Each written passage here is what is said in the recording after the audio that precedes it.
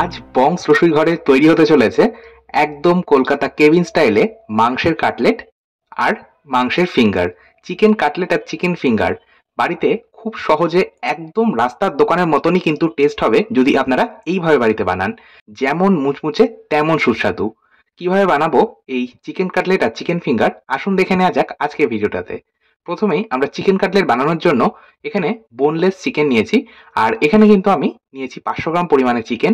আগে থেকে মাংসটা ধুয়ে আমি ভালো করে জল ঝরিয়ে রেখেছি। এর সাথে আমার প্রয়োজন পড়বে পাউরুটি। আমরা ব্রেড ক্রাম্ব বাড়িতেই তৈরি করব। ব্রেড ক্রাম্ব কিভাবে বাড়িতে একদম দোকানের মতন তৈরি করবেন সেই পদ্ধতিটাও কিন্তু আমি আজকে ভিডিওটাতে শেয়ার করব।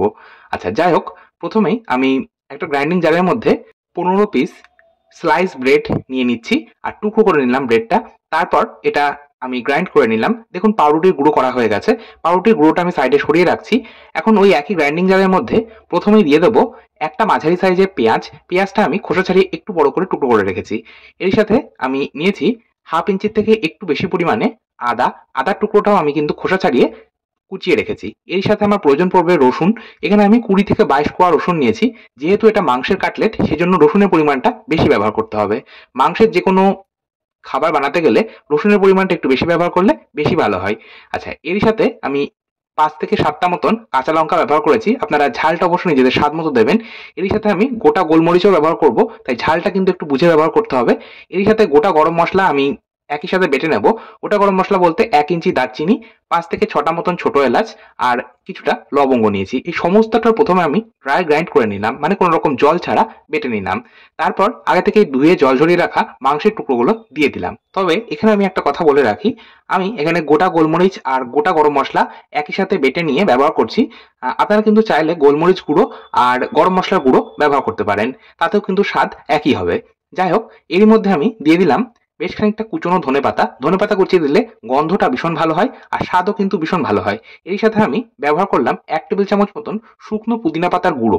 আমি পুদিনা পাতা সবসময় আমাদের বাজারে এখানে পাওয়া যায় না, সেই জন্য পুদিনা পাতা যখন পাওয়া যায় তখন বেশি পরিমাণে কিনে ভালো করে ধুয়ে জল ঝরিয়ে জল শুকিয়ে নিয়ে তারপর সেটা রোদ্রে শুকিয়ে নিয়ে আমি কিন্তু পুদিনা পাতাটা গুঁড়ো করে রাখি। আর এখানে আমি পুদিনা পাতার গুঁড়ো সেটাই ব্যবহার করছি।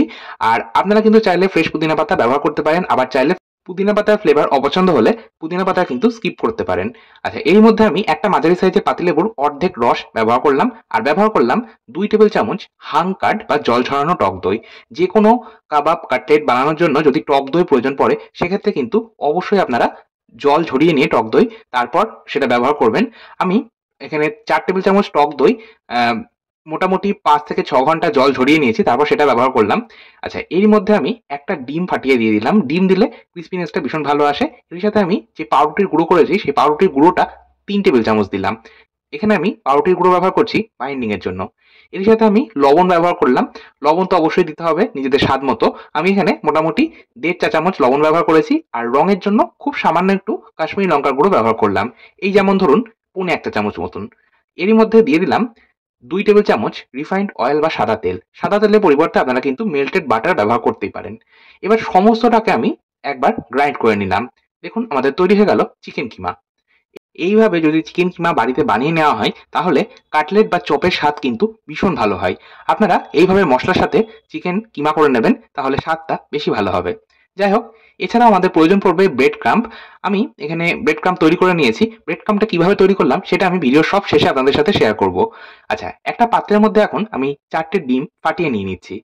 এখানে ডিমের পরিমাণটা একটু বেশি ব্যবহার করতে হবে। ডিমের পরিবর্তে আপনারা চাইলে ময়দা আর কর্নফ্লাওয়ার সমান পরিমাণে নিয়ে তার মধ্যে একটু লবণ আর গোলমরিচ গুঁড়ো দিয়ে বেশ খানিকটা ঠান্ডা জল দিয়ে মিশিয়ে নিয়ে আপনারা একটা ঘন ব্যাটার তৈরি করে ব্যবহার করতে পারেন।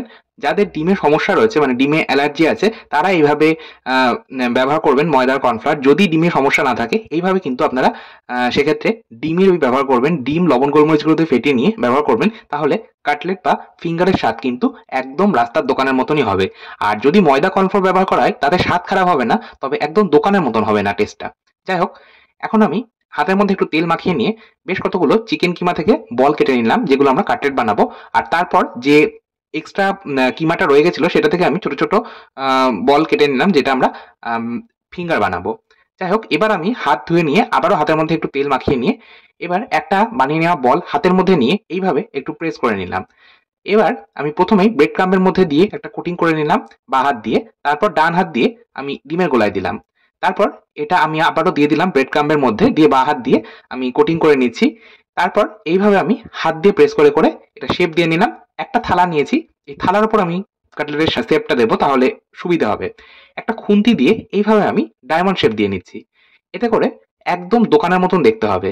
কাটলেট দোকানে যেগুলো বিক্রি হয় সেগুলো কিন্তু এইরকম ডায়মন্ড শেপেরই হয়।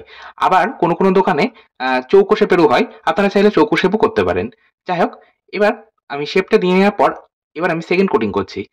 সেকেন্ড কোটিং এর জন্য আবারও আমি ডিমের গোলার মধ্যে দিয়ে আবারও তারপর ডিমের গোলা থেকে তুলে নিয়ে সেটা ব্রেড ক্রাম্বের মধ্যে দিয়ে দিলাম। তারপর শেষ ফিনিশিং এ আমি আরো একবার খুন্তি দিয়ে এইভাবে শেপটা দিয়ে দিলাম।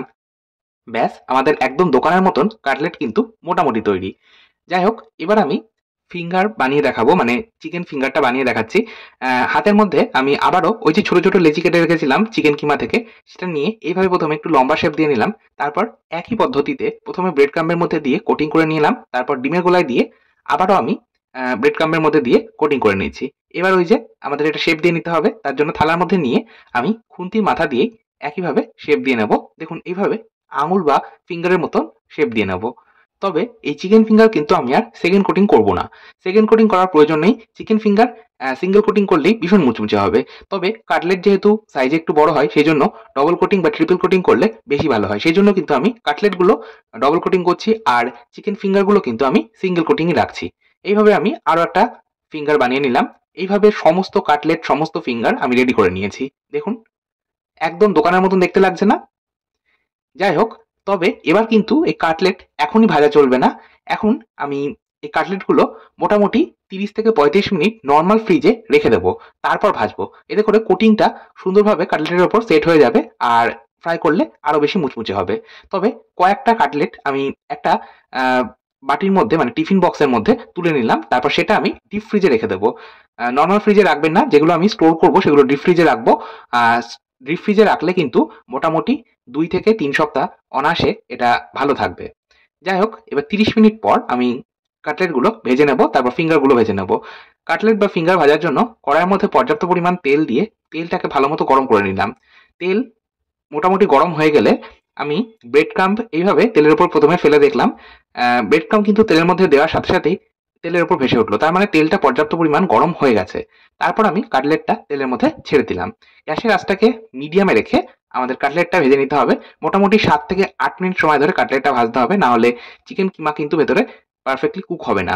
সেই জন্যই গ্যাসের ফ্লেমটাকে মিডিয়ামে রেখে মোটামুটি 7 থেকে 8 মিনিট কাটলেটটা ভেজে নিলাম। তারপর কাটলেট ভেজে তুলে নেওয়ার পর ওই একই তেলের মধ্যে ফিঙ্গারগুলো দিয়ে দিলাম। ফিঙ্গারগুলো কিন্তু মোটামুটি 5 মিনিট ভাজলেই হবে, আর অবশ্যই মিডিয়াম ফ্লেমে ভাজতে হবে। আমার কাটলেট আর ফিঙ্গার সমস্তটাই ভাজা হয়ে গেল। আচ্ছা, এবার আমি পরিবেশন করছি স্যালাডের সাথে, আর সাথে রেখেছি টমেটো কেচাপ, একটু মেয়োনিজ আর একটু কাসুন্দি। ব্যাস, কলকাতার দোকানের মতন বা রাস্তার ধারের দোকানের মতন কাটলেট আর চিকেন ফিঙ্গার কিন্তু একদম তৈরি। আপনারা বাড়িতে অতিথি আসলে এইভাবে কিন্তু একবার বানিয়ে দেবেন, তাহলে দেখবেন অতিথিরা ভীষণ খুশি হবে আর বারবার আপনার বাড়িতে আসবে। যাই হোক, এবার আমি ব্রেড ক্রাম্বটা বানিয়ে দেখাচ্ছি।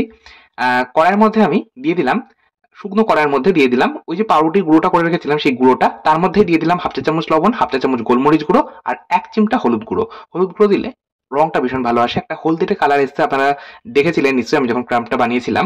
তো এরকম একটা সুন্দর হলদেটে রং আসবে হলুদ গুঁড়ো ব্যবহার করা হলে। এছাড়াও লবণ গোলমরিচ গুঁড়ো দিলে বাইরের কোটিংটাও কিন্তু খেতে অসাধারণ হয়। ব্যাস 10 থেকে 12 মিনিট মিডিয়াম আঁচে নাড়াচাড়া করে নিলেই তৈরি ব্রেড ক্রাম্ব।